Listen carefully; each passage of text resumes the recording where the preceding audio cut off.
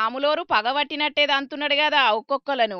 వాళ్ళు సుతం ఏం నామూష అనుకుంటలేరు. తన్నులు తింటే మా భాగ్యం అన్నట్టే ఎన్ను చూపెడుతున్నారు. ఒకళ్ళెనుకొక్కలు వరుస పెట్టి దండించుకుంటున్నారు. కర్నూలు జిల్లా అప్సరీ మండలంలో ఉన్న చిన్న హుతూరి కాడి సిద్ధరామేశ్వర స్వామి రథోత్సవంలా ఎనకడ సుందత్తున్న ఆచారం వెనుకకు పోకుండా పాటిస్తున్నారు అక్కడి భక్త జనాలు. స్వామి వారికి కళ్యాణం జరిగిన తర్వాత ఆ పెళ్లి కూతురు వారికి మర్యాదలు తక్కువ చేసినారని వీరభద్ర స్వామి రూపంలో జంగమయ్య వచ్చి పెళ్లి కొడుకు తరపున వారిని కాలుతూ తనడము ఇది ఒక అనావాదిగా అప్పటి నుంచి వస్తున్నటువంటి కార్యక్రమం ఉంది. ఎందుకంటే ఇప్పుడు జంగమ ఉంటే మనం కాళ్ళ ముక్తాం, వాళ్ళకి ఆశీర్వాదం తీసుకుంటాం.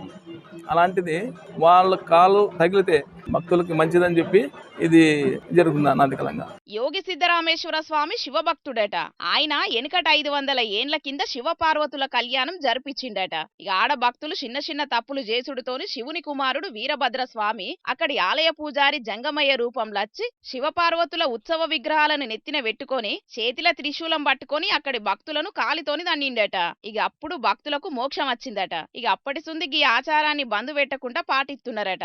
ఈ తన్నులాట ఒడిచినాక సంబురంలో పేయి నిండా రంగులు పూసుకుంటారట, ఓలి ఆడుకుంటారట. జంగమయ్య గట్టిగానైతే దన్నడట గాని ఈ కంప్యూటర్ కాలంలో కూడా అసొంటి ఆచారాలను వాటిస్తున్నారంటే ఈ ఊరోలను తారీఫ్ చేయాల్సిందే పోన్రి. ఇవ్వల ఆచారం ఎట్లుంటే మనకేంది గాని తన్నుల ఆచారం అయితే ఇచ్చంత్రంగా ఉందని చూసిపోతున్నారట చుట్టుముట్టు జనాలు.